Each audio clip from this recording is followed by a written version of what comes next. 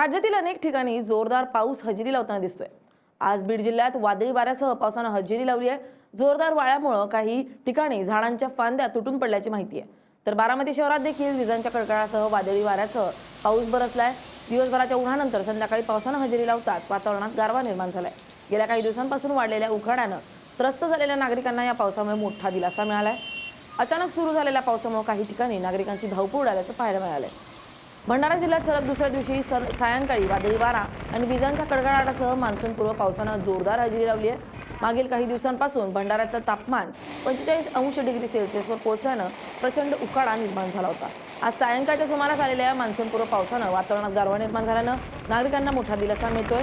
मान्सूनपूर्व पावसानं हजेरी लावल्यानं आता शेतीच्या कामांना वेग येण्याची शक्यता आहे, कारण आता पावसाळा लागण्यास आणि पेरणी करण्यास काहीच दिवस शिल्लक राहिलेत।